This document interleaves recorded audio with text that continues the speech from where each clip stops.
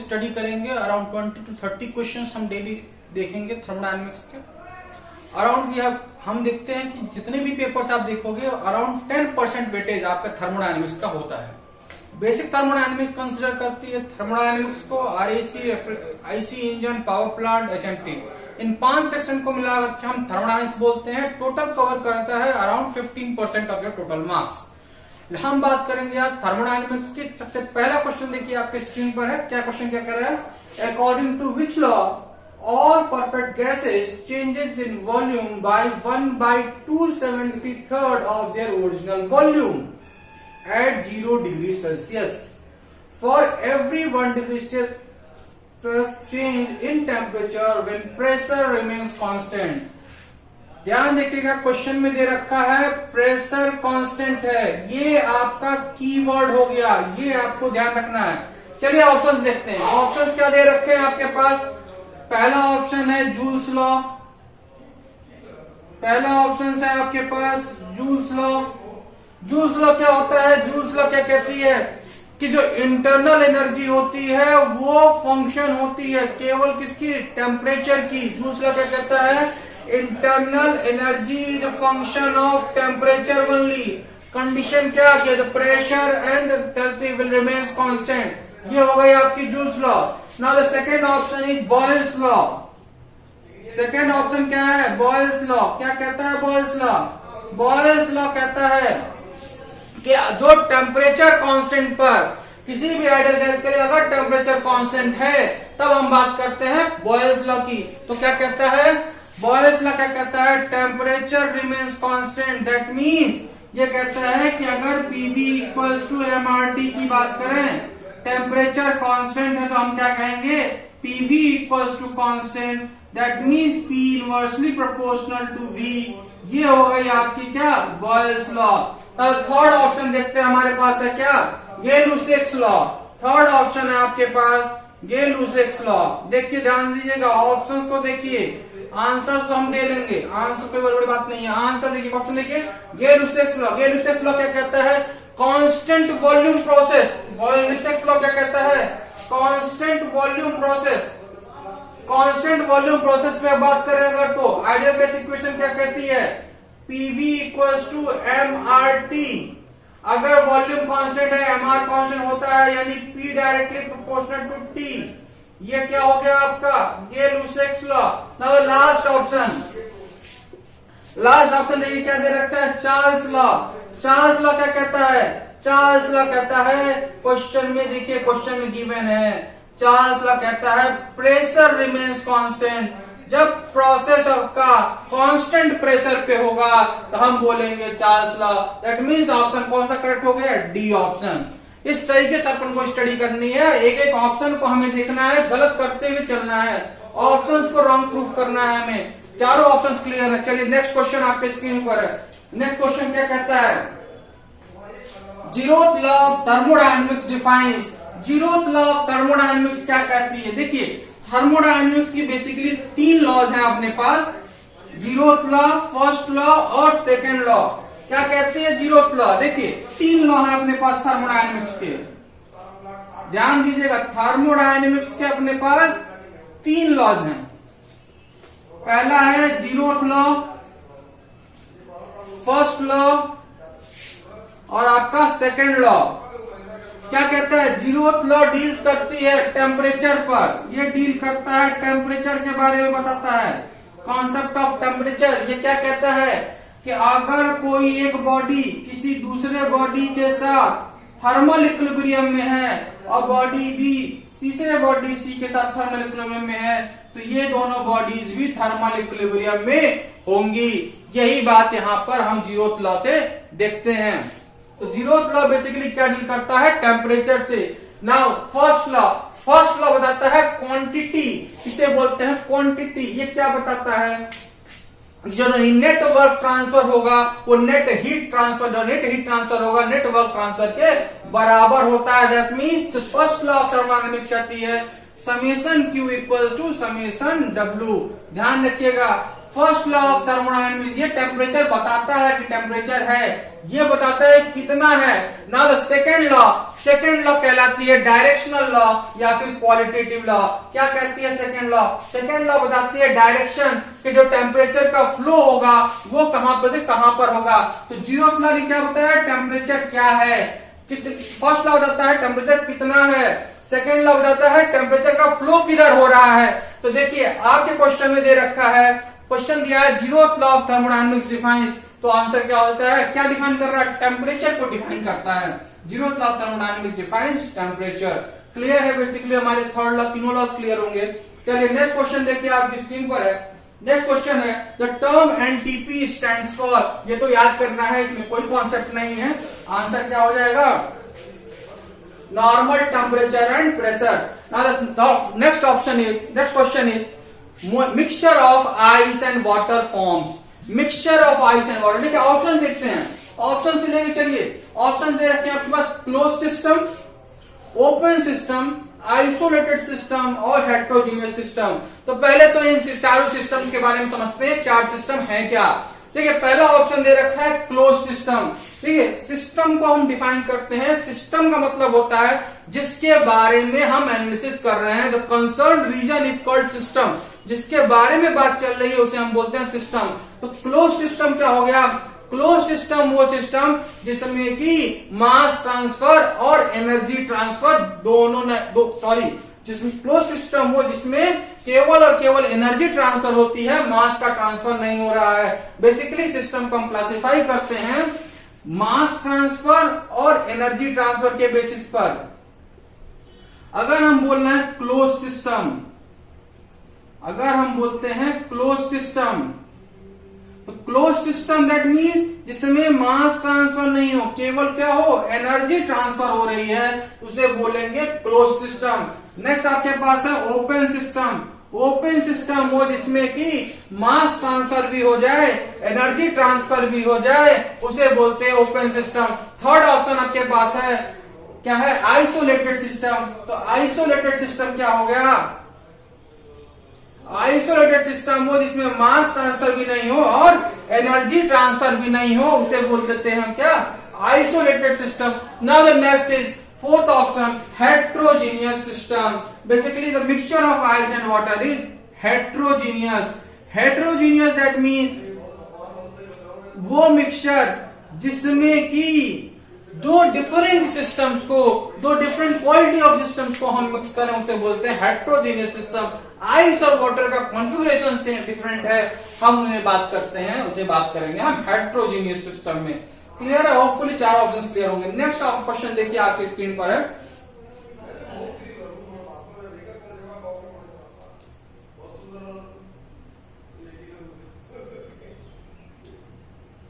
Next question है when neither mass nor energy is allowed to cross the boundary। देखिए क्या बोला?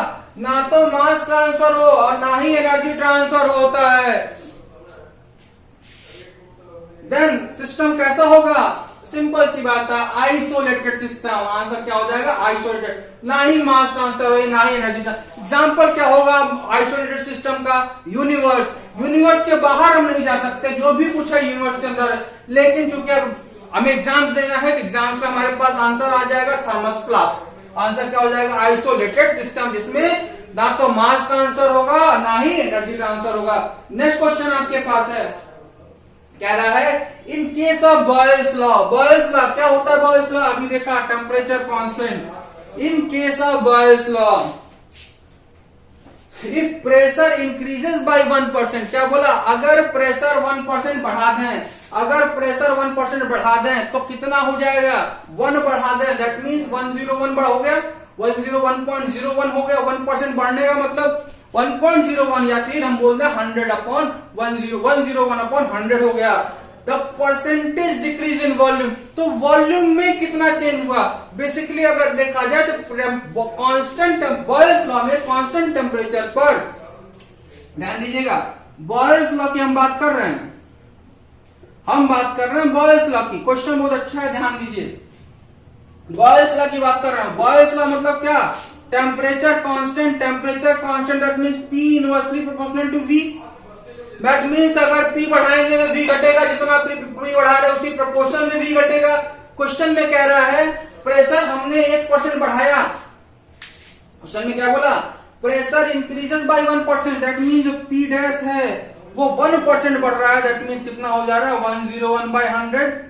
तो वॉल्यूम जो चेंज होगा वो कितना हो जाएगा 100/101 हो जाएगा। क्लियर। क्वेश्चन में कह रहा है डिक्रीज इन वॉल्यूम, तो वॉल्यूम चेंज कितना हुआ, कितना चेंज हुआ 1 माइनस इतना हुआ होगा, चेंज 1 रहा होगा पहले, बात समझिएगा, पहले वॉल्यूम V रहा होगा, अब वो कितना हो गया, तो 100 अगर था तो पहले तो 100 रहा होगा, उसमें से कम हुआ होगा, 1 में से कम हुआ ना इतना, तो देखा कितना चेंज हो गया। तो जो चेंज इन प्रेशर वॉल्यूम हुआ, डिक्रीज इन वॉल्यूम हुआ, वो कितना हुआ, तो डिक्रीज इन वॉल्यूम, हम बात कर रहे हैं डिक्रीज इन वॉल्यूम क्या हो गया 1 माइनस 100/101, दैट इज 1/101%। क्लियर है। क्वेश्चन बहुत अच्छा है, कई बार पूछा गया है एग्जाम्स में, ध्यान दीजिएगा, बस आपको इस कॉन्सेप्ट को लेकर चलना है कि प्रेशर अगर बढ़ रहा है तो 101/100 होगा, ये बात क्लियर है। तो वॉल्यूम चेंज कितना होगा, जस्ट रेसिप्रोकल है 100/110, तो डिक्रीज कितना होगा, तो पहले जितना रहा होगा और जिसके बाद जितना होगा दोनों का सबट्रैक्शन ही तो डिक्रीज हुआ, तो ये चीज हमारे पास आएगी डिक्रीज इन वॉल्यूम कितना हुआ। क्लियर है। चलिए नेक्स्ट क्वेश्चन देखते हैं हम लोग।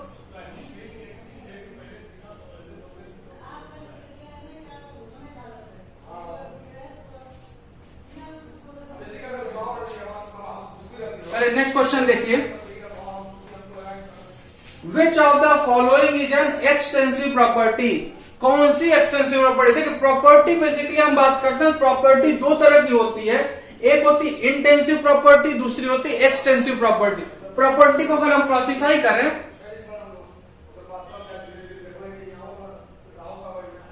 एक प्रॉपर्टी हो गया एक्सटेंसिव प्रॉपर्टी, दूसरी प्रॉपर्टी हो गई इंटेंसिव प्रॉपर्टी। ध्यान दीजिए, यहां से पकड़िए चीजों को। इंटेंसिव हम इसे बोलेंगे इंडिपेंडेंट, इंटेंसिव इंडिपेंडेंट, किसका इंडिपेंडेंट, मास शेप साइज का। ऐसे सब्सटेंसेस जो कि मास शेप साइज पर डिपेंड नहीं करते उसे हम क्या बोलेंगे इंटेंसिव प्रॉपर्टी, और जो मास शेप साइज पर डिपेंड करें उसे क्या बोल देंगे एक्सटेंसिव प्रॉपर्टी। तो जो सिस्टम डिपेंड कर रहे हैं मास शेप साइज पर उसे क्या बोलेंगे इंटेंसिव। मास शेप साइज पर डिपेंड करने का मतलब क्या है, जरा इसको समझते हैं। क्या बोला जाए, सपोज करिए आपके पास कोई एक सिस्टम है जिसका एक रूम है आपके पास, जिसका मास m है, वॉल्यूम v है, टेम्परेचर T है, प्रेशर P है। अगर हम इसे दो बाइफरकेट कर दें, दो डिवीजन में, दो पार्ट में डिवाइड कर देते हैं, तो देखिए क्या हो रहा है। अगर हम इसको दो पार्ट में डिवाइड कर दें तो मास क्या हो जाएगा, डिवाइड हो गया, m/2 और m/2 में डिवाइड हो जाएगा, वॉल्यूम दो पार्ट में डिवाइड हो जाएगा, लेकिन टेम्परेचर पे कोई फर्क नहीं पड़ेगा, प्रेशर पे कोई फर्क नहीं पड़ेगा। तो मास और वॉल्यूम कैसे हो गए, ये डिपेंड कर रहे हैं, ये डिपेंड कर रहे हैं, तो कैसी प्रॉपर्टी हो गई extensive property. Temperature pressure depend नहीं किए, इंडिपेंडेंट हो गए, ये हो गया इंटेंसिव प्रॉपर्टी। ऑप्शन देखिए अपने पास, आंसर को क्या पूछा था, which of the following is an extensive property। extensive that means which depends on mass shape and size, depend कर रहा है मास शेप साइज पर। तो मास शेप साइज पर देखिए क्या डिपेंड कर रहा है, टेम्परेचर, प्रेशर, डेंसिटी और एंथैल्पी। डिपेंड क्या करेगा, जरा ध्यान दीजिएगा क्वेश्चन में डेंसिटी की बात करें, टेम्परेचर प्रेशर जो कैसे होगा इंटेंसिव प्रॉपर्टी, टेम्परेचर और प्रेशर कैसे होगा इंटेंसिव। नेक्स्ट ऑप्शन क्या है डेंसिटी। डेंसिटी क्या होता है, मास पर यूनिट वॉल्यूम। डेंसिटी क्या होता है, मास पर यूनिट वॉल्यूम, वो भी कैसी हो गई intensive property. Answer is enthalpy. Enthalpy क्या होती है एक्सटेंसिव प्रॉपर्टी। एंथैल्पी कैसी हो गई एक्सटेंसिव प्रॉपर्टी। जब हम बात करते हैं स्पेसिफिक एंथैल्पी की तो होती है इंटेंसिव प्रॉपर्टी। स्पेसिफिक प्रॉपर्टी का मतलब होता है पर यूनिट मास। ध्यान रखिएगा, जब भी हम बात करेंगे स्पेसिफिक प्रॉपर्टी की, चाहे स्पेसिफिक एंथैल्पी हो, स्पेसिफिक वॉल्यूम हो, स्पेसिफिक एंट्रोपी हो, कुछ भी जब हम स्पेसिफिक बात कर रहे हैं दैट मींस हम बात कर रहे हैं पर यूनिट मास की, तो क्या हो जाएगा हमारा इंटेंसिव प्रॉपर्टी। हम क्या कर सकते हैं, जितनी भी स्पेसिफिक प्रॉपर्टीज होती हैं वो सभी की सभी इंटेंसिव प्रॉपर्टीज होती हैं। तो आंसर क्या हो जाएगा आपके पास enthalpy. Now the next question is the sequence of process that eventually returns the working substance to its original state। हम क्या आ रहे हैं, दोबारा वापस स्टेट पे, दैट मींस क्या, हम एक साइकिल कंप्लीट कर रहे हैं, तो ऑप्शन क्या हो गया, पहला correct, thermodynamic cycle. Next question आपके पास है, according to kinetic theory of gases at absolute zero. Absolute zero का मतलब क्या होगा, जीरो केल्विन।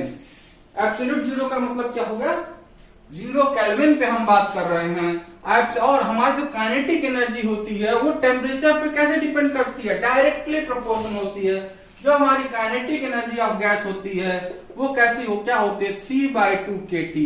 दैट मीन्स जो काइनेटिक एनर्जी होती है डायरेक्टली प्रोपोर्शन होती है टेम्परेचर के।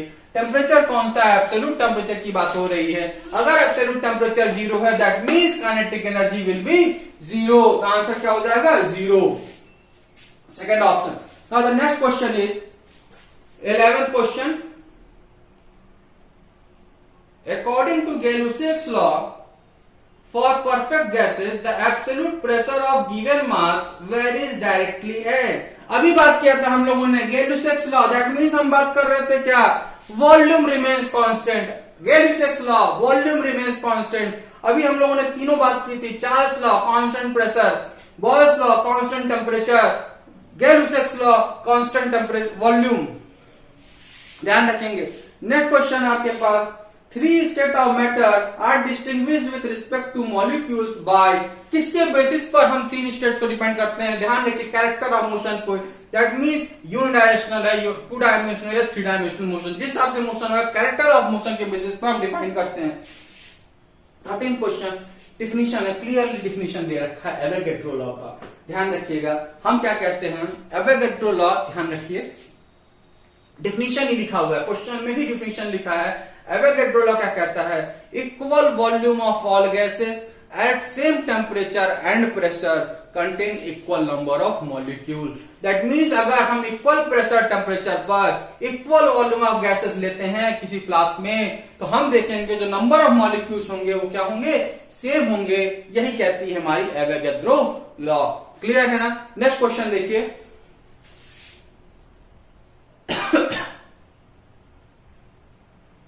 14 क्वेश्चन आपके पास है। 14 क्वेश्चन क्या कह रहा है, रिवर्सिबल प्रोसेस। देखिए प्रोसेस दो तरीके के होते हैं, रिवर्सिबल प्रोसेस और इरिवर्सिबल प्रोसेस। रिवर्सिबल प्रोसेस क्या, वो प्रोसेस जिसमें किसी भी तरीके का कोई लॉस ना आए। जब हम एक पाथ से दूसरे पाथ तक जाते हैं तो किसी भी तरह का कोई लॉस नहीं आती है, वो अपने पीछे कोई हिस्ट्री नहीं छोड़ती है। तो ऑप्शन क्या हो गया, all of these answer is fourth part, all options are correct. Next question है, extensive property of system is one whose value. Extensive property भी बात करी थी, एक्सटेंसिव मतलब जो डिपेंड करे मास के साइज पे, option is A part, correct, खत्म। Next question 16, total heat of substance is also known as total heat. Total heat की बात करें, टोटल हीट क्या कहते हैं, ऑप्शन देखिएगा, internal energy. Internal energy associate होती है किससे, मॉलिक्यूल से। It is associated with molecules, ध्यान रखिएगा। It is function of temperature, अगर आइडियल गैस है, इंटरनल एनर्जी हो गई। Entropy, entropy is only disorderness. Entropy क्या होती है, disorderness of molecules. Next answer option है थर्मल कैपेसिटी, दैट मींस कि बॉडी कितना एनर्जी स्टोर कर सकती है, कितना एनर्जी ट्रांसफर कर सकती है ना। Next option is enthalpy. Enthalpy H is equals to U plus TS, it is the total energy. Enthalpy is the total energy. तो आंसर क्या हो गया, एंथैल्पी। क्वेश्चन का आंसर क्या होगा, 16 क्वेश्चन, एंथैल्पी। नेक्स्ट क्वेश्चन देखिए आपके स्क्रीन पर है, a system will be in thermodynamic equilibrium only if it is। किसी भी सिस्टम को हम थर्मोडायनेमिक इक्विलिब्रियम में बात कर रहे हैं। देखिए थर्मोडायनेमिक इक्विलिब्रियम के होने के लिए हमारे पास ये तीनों चीजें होनी चाहिए। कौन कौन सी, थर्मल इक्विलिब्रियम, मैकेनिकल इक्विलिब्रियम और केमिकल इक्विलिब्रियम। थर्मल, मैकेनिकल और केमिकल तीनों इक्विलिब्रियम अगर हमारे पास गिवन है तो हम बोलेंगे जो सिस्टम हमारा है वो किसमें है, थर्मोडायनेमिक इक्विलिब्रियम में है। क्या मतलब है, थर्मल इक्विलिब्रियम का मतलब हो गया temperature remains constant, temperature constant equilibrium की बात हो रही है। मैकेनिकल इक्विलिब्रियम का मतलब फोर्स इक्विलिब्रियम की बात हो रही है। केमिकल इक्विलिब्रियम का मतलब हो गया जो उसकी केमिकल कंपोजिशन है वो इक्विलिब्रियम की बात हो रही है। नेक्स्ट क्वेश्चन है, the property of substance like pressure, temperature, density in thermodynamics coordinates are. ये कैसे फंक्शन है, देखिए दो चीजें आती है, एक पाथ फंक्शन आता है, एक पॉइंट फंक्शन आता है। पॉइंट फंक्शन वो फंक्शन होते हैं जो कि एक पॉइंट पर उसकी वैल्यू दूसरे पॉइंट पर वैल्यू से डिफरेंस नहीं करती, उसका कोई लेना देना नहीं होता, उसे बोलते हैं पॉइंट फंक्शन। पाथ फंक्शन वो होते हैं जो डिपेंड करें अपने पास्ट हिस्ट्री पे, जैसे वर्क, हीट, ये दोनों कैसे हो गए, पाथ फंक्शन हो गए। वही प्रेशर, टेम्परेचर की बात करते हैं तो कैसे हो गया, पॉइंट फंक्शन हो गया। आंसर क्या होगा इस क्वेश्चन का, पॉइंट फंक्शन। चलिए नेक्स्ट क्वेश्चन आपके स्क्रीन पर,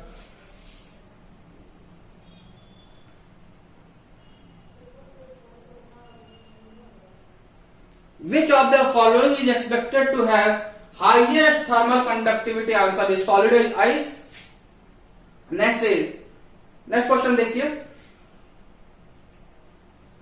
क्वेश्चन है the amount of heat required to raise the temperature of 1 kg of water from 0 degree Celsius to the saturation temperature at a given constant temperature is defined as sensible heat. Sensible heat क्या कहती है कि 1 kg मास का डिफाइनेशन ध्यान रखिएगा। Sensible heat क्या कहती है कि 1 kg मास का 0 डिग्री सेल्सियस से टेम्परेचर 1 डिग्री बढ़ाने के लिए जो हीट की रिक्वायरमेंट होती है उसे बोलते हैं सेंसिबल हीट। वो हीट जो 1 kg मास का टेम्परेचर 1 डिग्री सेल्सियस बढ़ाने के लिए यूज करते हैं, कहां से, 0 डिग्री सेल्सियस से 1 डिग्री सेल्सियस बढ़ाने के लिए जो इस हीट की रिक्वायरमेंट होती है that is called sensible heat. Clear है? ठीक है, और भी ऑप्शन दे रखे हैं अपने पास, ऑप्शन के बारे में बात करते हैं। लेटेंट हीट दे रखा है। लेटेंट हीट क्या होता है, लेटेंट हीट की बात हम तब करते हैं that is at constant temperature. हम बात करते हैं लेटेंट हीट की जब फेस ट्रांसफर की बात करते हैं, हम बात करेंगे अगर लेटेंट हीट की डिफाइन कैसे करेंगे कि if at constant temperature face is change heat required is called latent heat. That mean जैसे एग्जांपल बात कर रहे हैं कि 0 डिग्री सेल्सियस पर वाटर से आइस या आइस से वाटर बनाने में जिस हीट की रिक्वायरमेंट होती है उसे बोलेंगे हम क्या, लेटेंट हीट। उसे क्या बोलेंगे, latent heat. Latent heat basically क्या हो गया, कांस्टेंट टेम्परेचर पर face change. Sensible heat 1 degree Celsius temperature बढ़ाने के लिए जिस हीट की रिक्वायरमेंट है सेंसिबल हीट। नेक्स्ट क्वेश्चन देखिए, calorie is measure of, calorie किसकी मेजरमेंट होती है, measurement quantity of heat. Hopefully यहां तक का सेशन आपको क्लियर होगा। देखिए हमारे डेली 2 वीडियोस आपके पास आएंगे, एक मॉर्निंग में आएगा, अभी फिलहाल सोम चल रहा है मॉर्निंग सेशन में, इवनिंग सेशन में आपका थर्मोडायनामिक्स चल रहा है। अराउंड 50 क्वेश्चंस हम दोनों सेशंस मिलाकर के डील करेंगे, कॉन्सेप्ट वाइज लेकर के चलेंगे। कंटिन्यूअसली आप हमसे जुड़े रहिए, हमारे इंस्टा पेज से जुड़ सकते हैं, वहां पर आपको क्वेश्चन क्वेरीज के लिए आप हमसे कांटेक्ट कर सकते हैं। नंबर गिवन है जो डिस्क्रिप्शन में, वहां से कांटेक्ट करके आप हमसे इंस्टाग्राम पे या फिर व्हाट्सएप ग्रुप पे जुड़ सकते हैं, अपने डाउट्स क्लियर कर सकते हैं। Thank you. अगर वीडियो क्लियर लगे, डाउट्स क्लियर हो, जरूर सब्सक्राइब करें एंड शेयर करें।